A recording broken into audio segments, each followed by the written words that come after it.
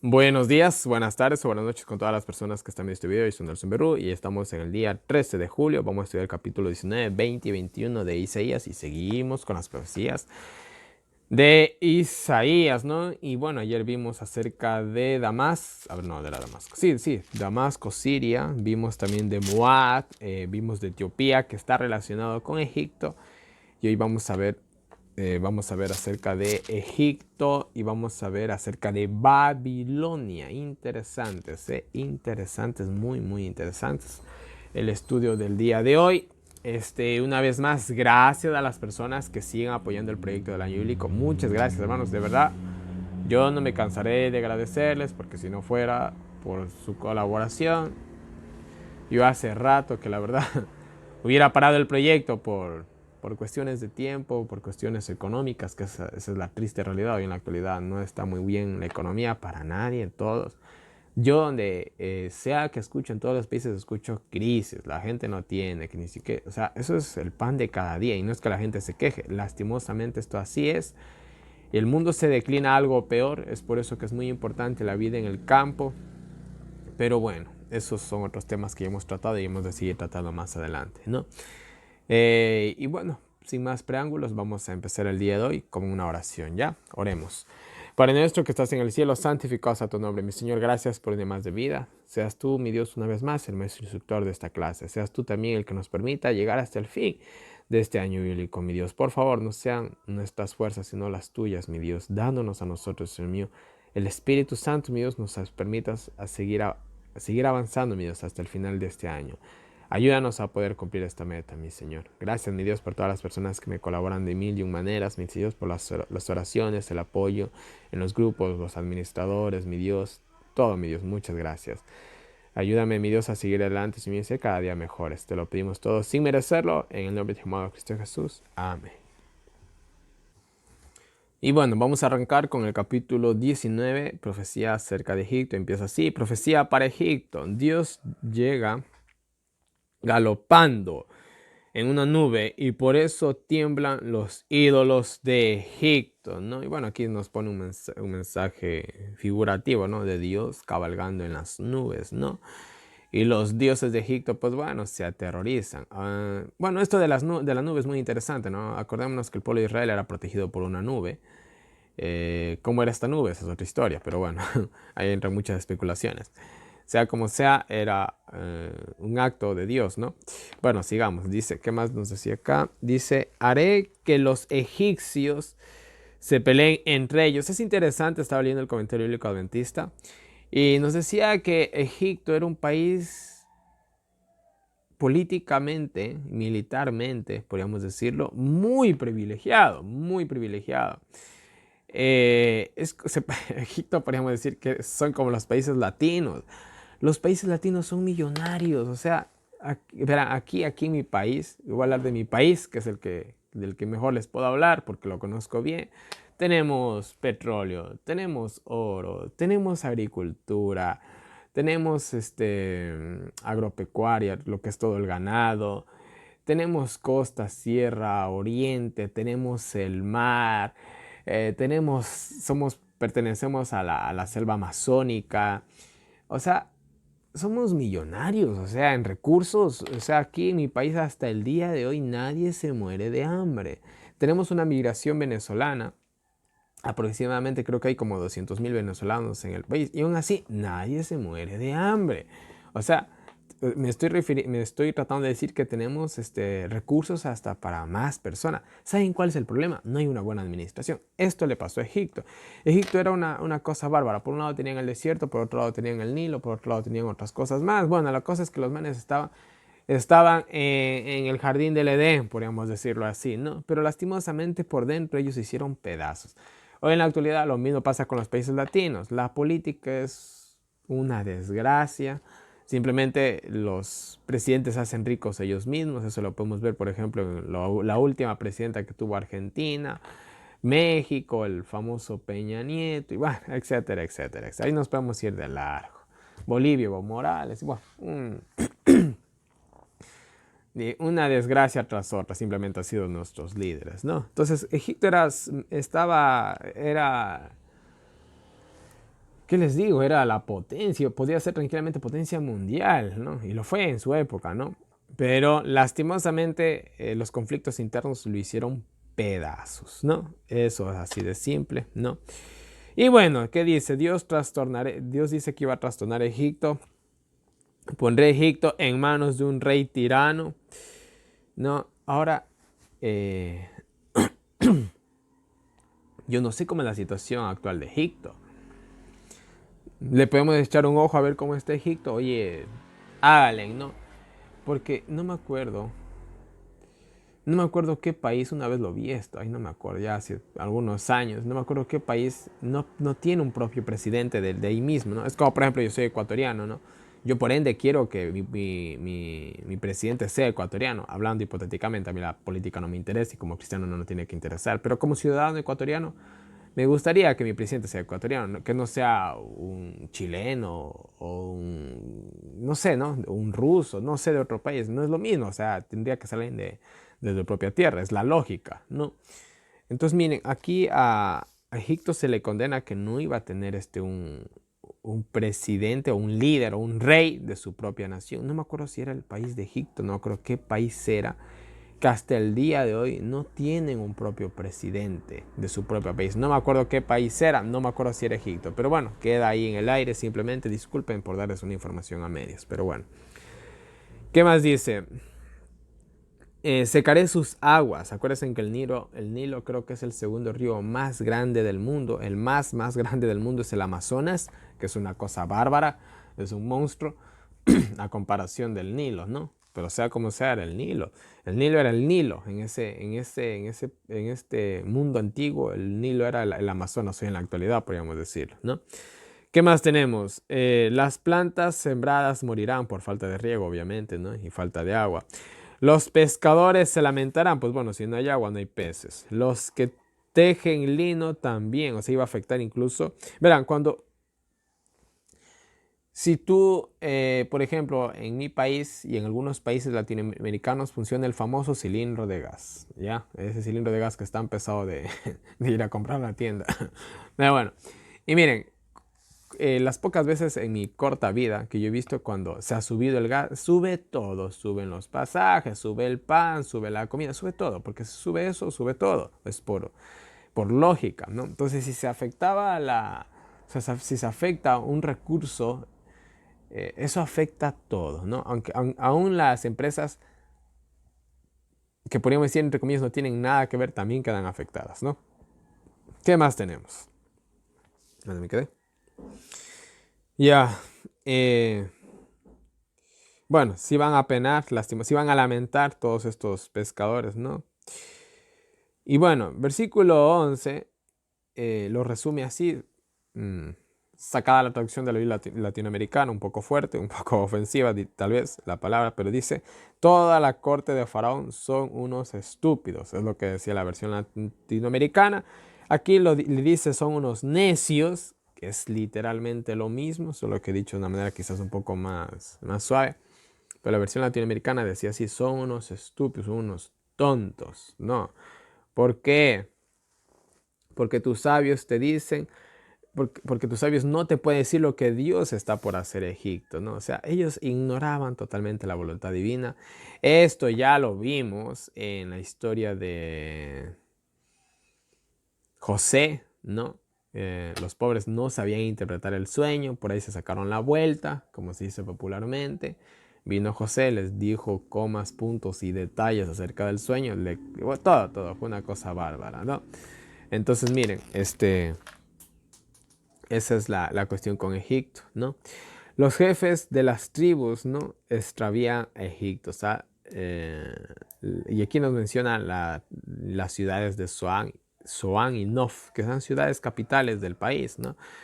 Los líderes de ellos, de igual manera, no sabían dónde estaban parados, se preocupaban por sus propios intereses, ¿no? ¿Qué más dice?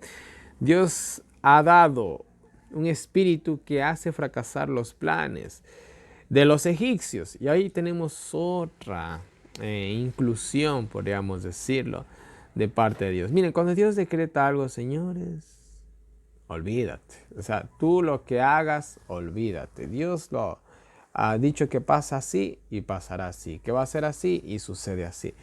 Lo que nosotros hacemos es pérdida de tiempo. Yo no, de manera personal, ahorita estoy en la actualidad, vivo, por solo una palabra humana, ¿no? Vivo en la resignación. Yo ya no me afano a muchas cosas, sinceramente. Porque a veces yo estoy haciendo una cosa y Dios me dice no. Y ya estoy por lograrlo y Dios me lo quita. Y así ha sido. Y yo, yo ya me rendí, sinceramente, ¿no? Si alguien me pregunta, y Nelson, ¿qué planes tienes? No sé, ya no sé ni qué hacer. Simplemente voy a hacer lo que tengo que hacer y punto, ¿no? Entonces, cuando Dios se propone algo, y sobre todo, miren, esto es algo interesante, uno se pone en las manos de Dios. Porque aunque les suene esto un poquito, tal vez lo que les dije yo mal, no es que yo estoy esforzándome por ser la voluntad mía, ¿no? Sino que a veces uno tiene buenos planes, uno cree que es lo mejor, pero Dios te dice, no, no lo es. Ahora, uno como cristiano, o al menos espero que así seamos todos, ¿no? Uno está puesto en las manos de Dios y Dios tú verás qué haces o qué no haces, ¿no? Y listo. Y si tú emprendes algo y te dicen, no, pues bueno, ahí está y cesas y sigues tu camino, no pasa nada. O sea, tenemos que aprender a aceptar la voluntad divina. Esperemos hacerlo así, ¿no? Nos guste o no nos guste, aprendamos a hacer eso, ¿ya? ¿Qué más tenemos? Dice, no importa quién haga lo que haga, no servirá de nada. O sea, ellos podían, como se dice popularmente, podían pararse de cabeza. No importa. Lo que iba a suceder, iba a suceder. Dios ya lo había determinado, ¿no? Miren, parece ser que yo entiendo, ¿no? Según teológicamente hablando. Nosotros tenemos libre albedrío, ¿verdad? Sí, pero ¿saben qué? Cuando el pecado llega a cierto límite o simplemente cuando se nos acaba el tiempo de gracia, Dios actúa de manera, podríamos decir, por eso una palabra humana, arbitraria, ¿no? O sea, ya no importa la voluntad humana, porque hay la paciencia de Dios, o podríamos decir que la intervención divina tiene un límite, y es cuando el pecado llega hasta cierto punto, y de igual manera cuando en nosotros ya no hay salvación, ¿no? Entonces Dios, como quien dijera, ya interviene, ¿no? De una manera arbitraria, por usar una palabra humana, ¿no? Yo lo veo así, y para Egipto se había acabado su tiempo de gracia, ¿no? En ese día los egipcios temblarán como mujeres al ver que Dios se levanta, ¿no? Bueno, aquí nos pone este paréntesis, ¿no? Pero bueno, ¿qué más tenemos? Y tendrán terror a Judá al recordar las amenazas de Dios, ¿no? Y bueno, ellos tenían muchos, ¿cuál es la palabra exacta que estoy buscando? Muchas, se me fue. Se me fue la palabra. Razones, muchas razones para temer al pueblo de Israel por el pasado, no por el éxodo exclusivamente, ¿no? Pero sigamos, dice, habrán 5 ciudades en Egipto que hablarán la lengua de Canaán. O sea, iba a haber una conversión en Egipto, ¿no? Incluso aquí una ciudad que estaba dedicada a la adoración solar, la cual nos dice aquí, la ciudad de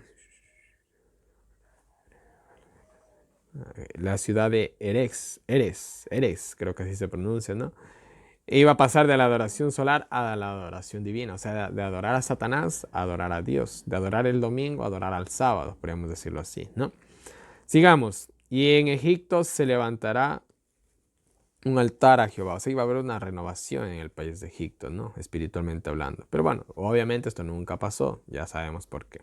¿En el milenio se cumplirá? Obviamente que sí. ¿Qué más dice? Será por señal para Dios y les enviará un libertador. O sea, ellos iban a volver a Dios, se iban a convertir su pueblo y Él les iba a enviar un libertador. ¿Quién es este libertador? Obviamente que es Jesús, ¿no? ¿Qué más dice? Así lo conocerán a Dios y ellos le adorarán, ¿no?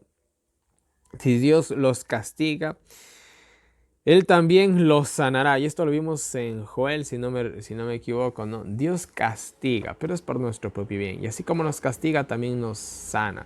Así como nos da el problema, también nos da la solución.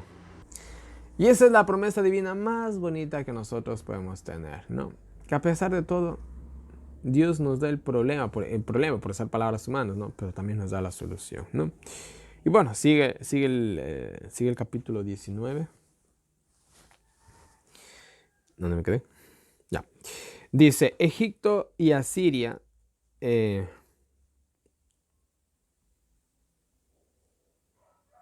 servirán a Jehová, ¿no? Y bueno, seguimos. Israel será mediador entre Egipto y Asiria. Miren, aquí está el papel del pueblo de Israel. Eso es lo que tenía que hacer ¿El pueblo de Israel lo hizo? Lastimosamente, no.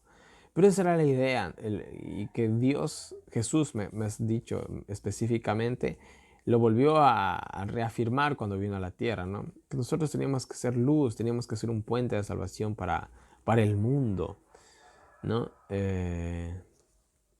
Y eso es lo que debemos de hacer hoy en la actualidad.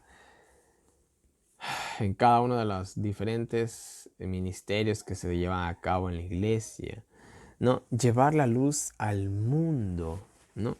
Miren, el día de ayer publiqué un video en mi cuenta personal de Facebook, que me pueden buscar, estoy con mi nombre, Nelson Berru, ese es mi Facebook, ¿no?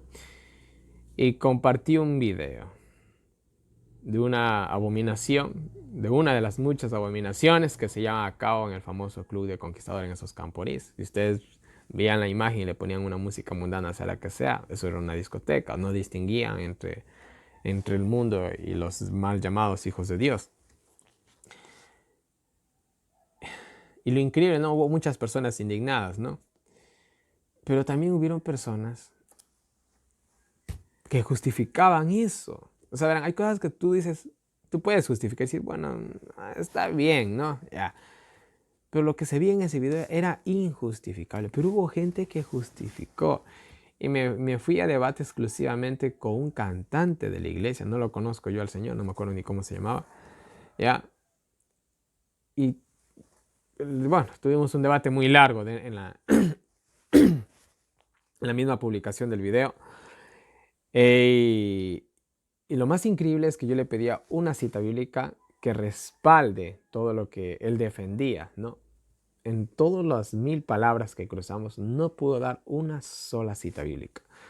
Entonces yo le decía, si tú como cantante tú como cantante no puedes respaldar esto, tú como cantante, como un supuesto experto en el tema de la música y de la oración, no puedes justificar esto, ¿quién lo puede hacer?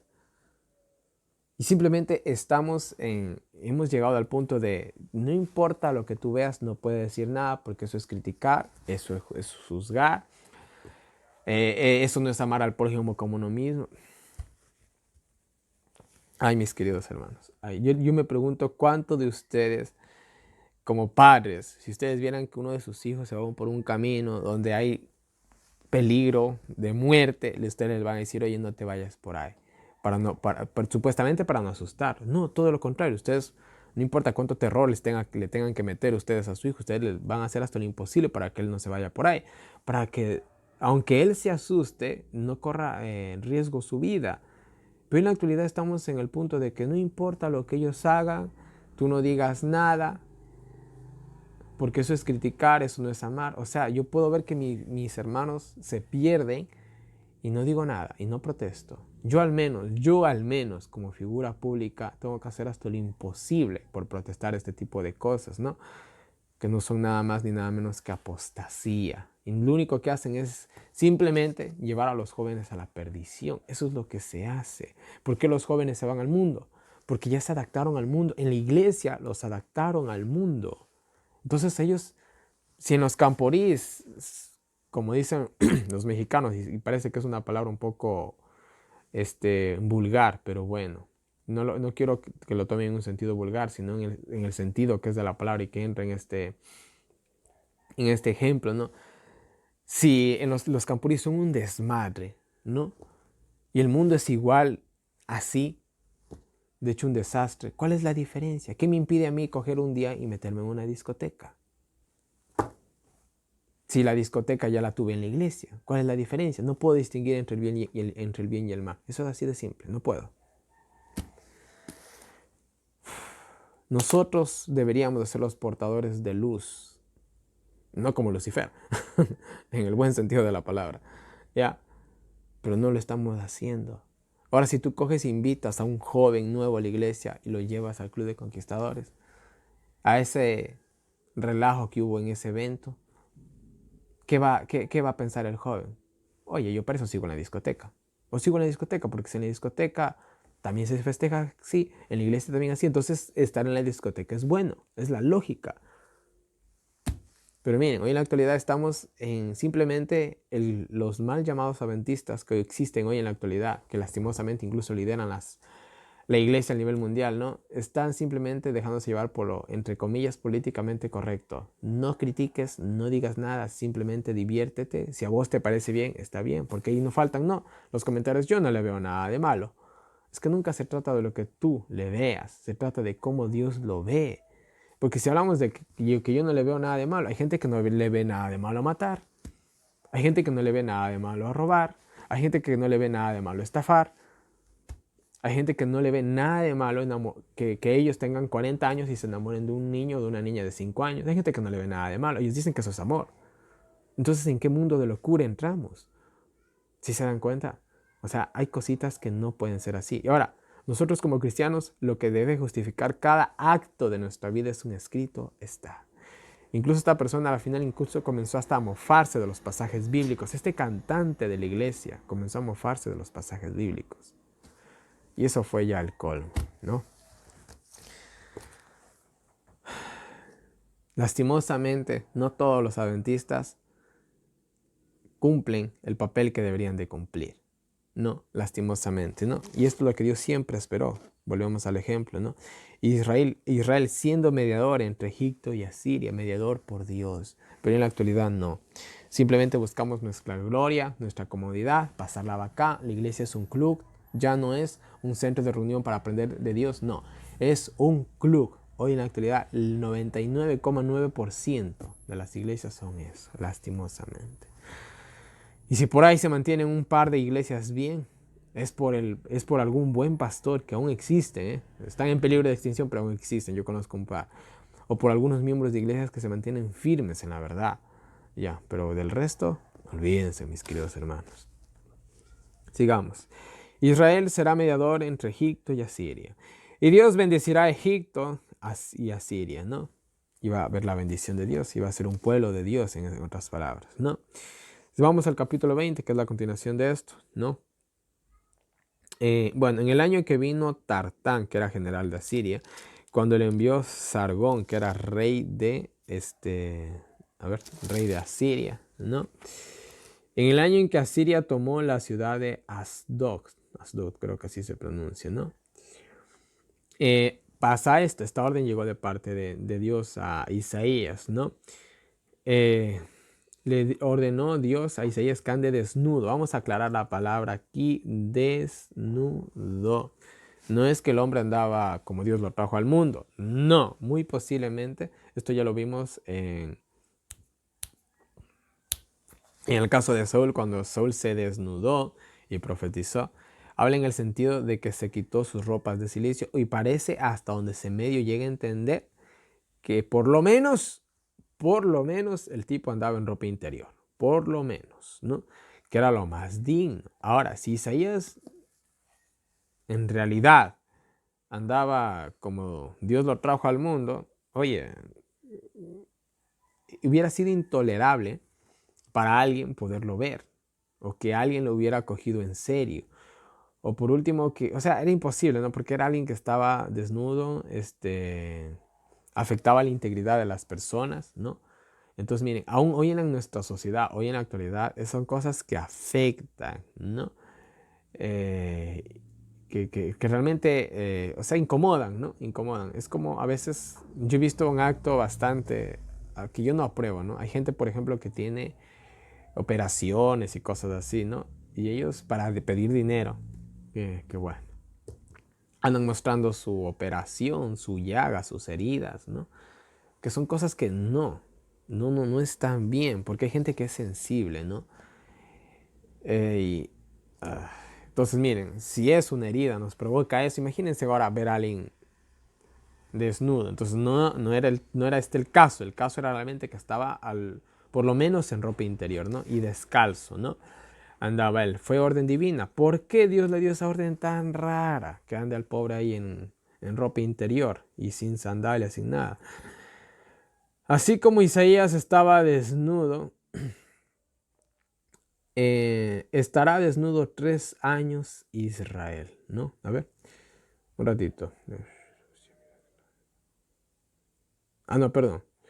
Estuvo Isaías desnudo, o en ropa interior, mejor dicho, 3 años, por señal y pronóstico sobre Egipto y sobre Etiopía, ¿no? Perdón. Así llevará el rey de Asiria a Egipto, ¿no? Y Etiopía, que eran prácticamente lo mismo, ¿no? Entonces, esta señal, miren qué increíble, ¿no? Cualquiera pensaría que Dios le dio esta señal a Isaías para su pueblo. No, ni siquiera fue para el pueblo de Israel. ¿Fue para quién? Para Egipto. O sea, miren cómo es el amor de Dios. La preocupación por Dios, ¿no? Que se preocupó tanto por una nación que podríamos decir que era pagana, que había oprimido a su pueblo, que no tenía nada que ver con él, entre comillas, ¿no? Que a su profeta le hizo que ande 3 años en ropa interior para que a ellos les llegue el mensaje de que así algún día van a estar, ¿no? Por parte de Asiria, ¿no? Y bueno, dice, ya, los que confiaban, a ver, perdón, me estoy soltando algo. Ya dice, se avergonzarán, dice, los que confían en Egipto y Etiopía, ¿no? Los que confían en ellos se asustarán por su fin, pues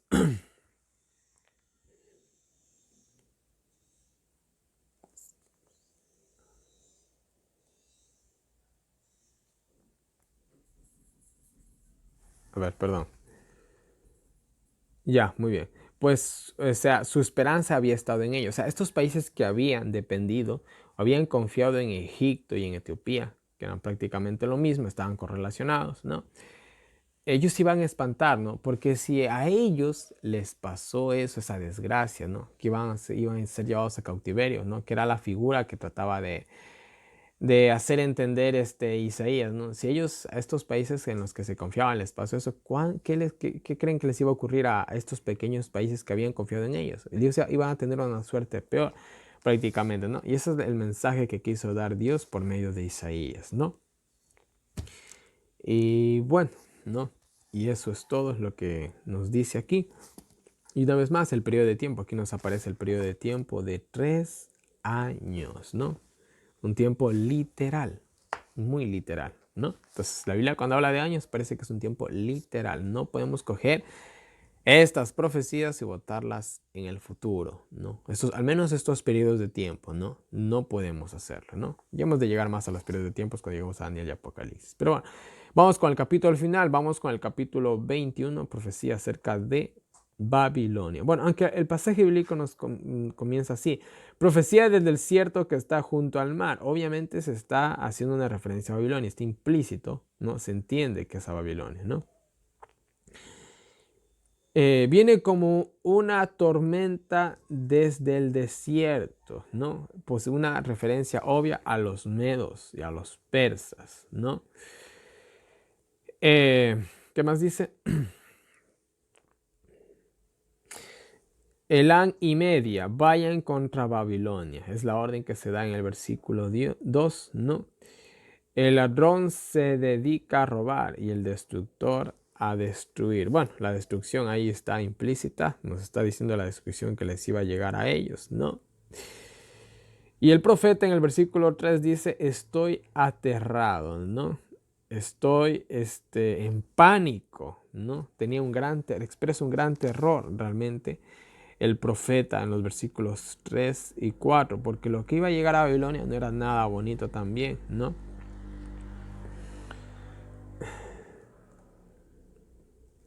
Arriba, capitanes, levanten el escudo, ¿no? Es una orden que estaba a los capitanes para que se preparen al combate. Pero también el versículo 5 nos habla de un banquete. Ponen la mesa, observan desde la atalaya, comen, beben. Y esto es una obvia referencia al mega super banquete que se dio Belsasar. Si no mal recuerdo, está en el capítulo 5, creo que de Daniel, ¿no?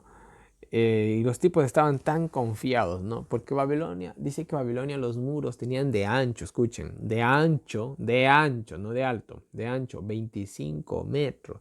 Ahora tú dime cómo tumbas un muro de 25 metros de ancho. Yo creo que solamente hoy en la actualidad con una bomba lo podrías hacer. Y con una buena bomba. Ya, y en la antigüedad, ¿con qué bomba? No podías tumbar esos, pero ni a nada, ¿no? Entonces ellos estaban tan confiados, estaban tan anchos, ¿no?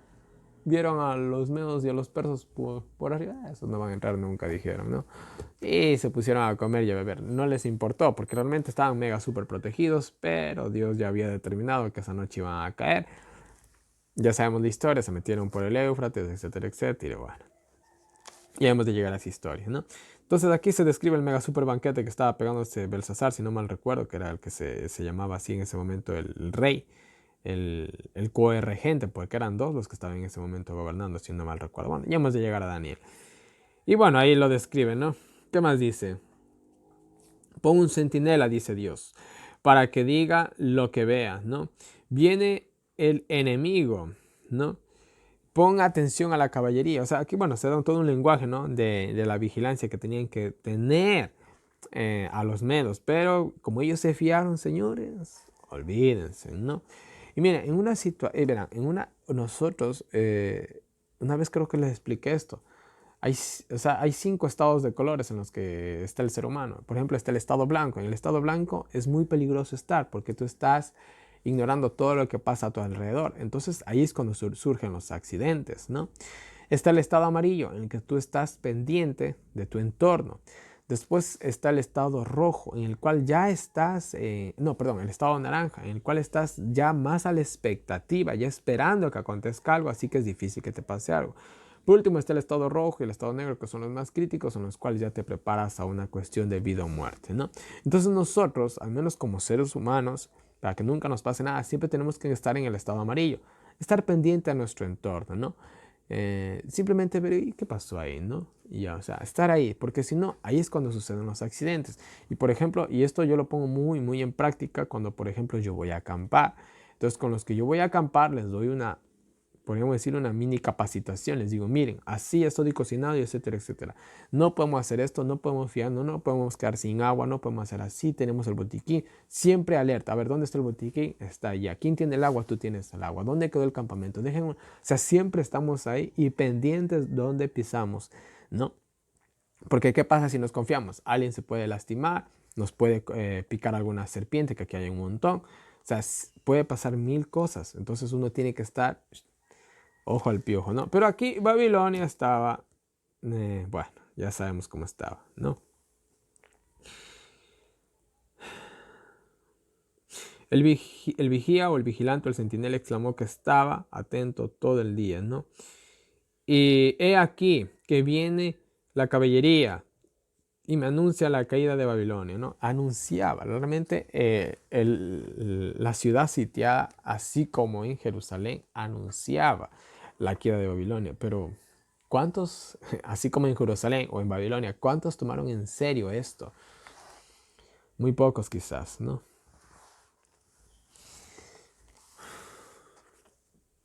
Y el versículo final, respecto a esta profecía, dice, trilla mía, a ver, trilla mía y fruto de mí era.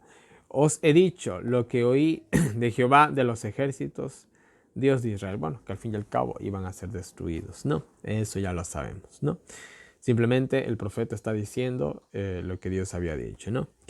Ahora, terminamos con una profecía acerca de Seir o Duma. No se sabe exactamente cuál era esta ciudad. Está en la incógnita, a quién pertenecía. No se sabe a ciencia cierta. Se puede especular que era de por acá, que era de Damasco, que era de no sé qué, de Moab. No se sabe exactamente porque parece ser que había un par de ciudades que tenían ese nombre, así que no se sabe exactamente, ¿no? Y solamente son 2 versículos bíblicos, pero tienen un lenguaje muy interesante. Dice,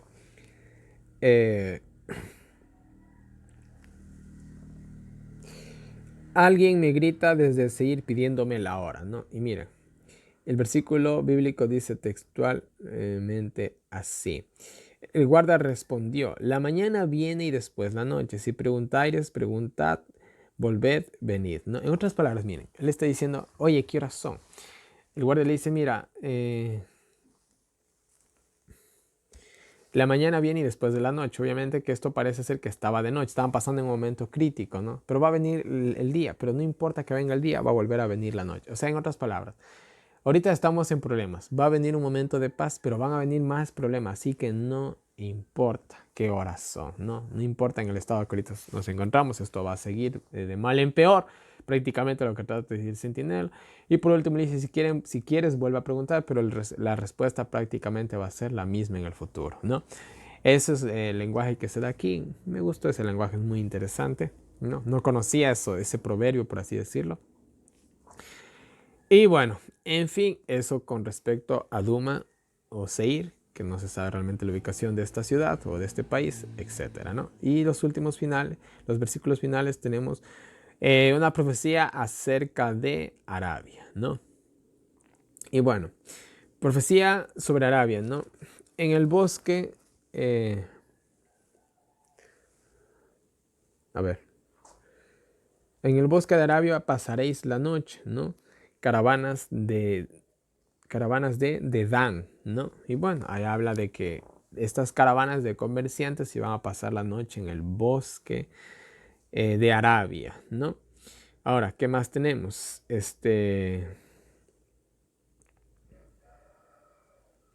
Bueno, aquí esto nos hace una referencia a de que ellos iban a pasar una dura necesidad, y eso nos confirman los siguientes pasajes bíblicos, ¿no? Los de Tema llevan agua a los sedientos y de comer al hambriento, ¿no? Entonces habla de que estos venían pasando un momento bien crítico, ¿no? Pues ellos vienen huyendo de la guerra, ¿no? Entonces aquí está hablando de una huida y por eso ellos se instalan en el bosque de Arabia, ¿no? ¿Qué más tenemos? En un año se terminará su poder, aunque las versiones de los rollos del Mar Muerto, creo que dicen 3 años. Bueno, un año, 3 años casi no es muy interesante o muy crucial para nuestro estudio, ¿no? Sea como sea, en un año o en 3 años sí va a terminar su poder, ¿no? No quedará nada de su poder y va a desaparecer su pueblo, y esa es la profecía con respecto a Arabia o a los de Dan, que es prácticamente lo mismo. Y nada más, mis queridos hermanos, temas bastante suaves. Nos ha tocado el libro de sellos, ojalá que sigan así. A ver si por ahí yo me adelanto un poquito, porque sé que voy bastante atrasado, pero bueno.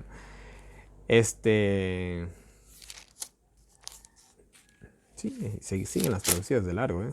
Eso va a estar bueno. A ver si este jueves me doy un adelanto más, ¿no?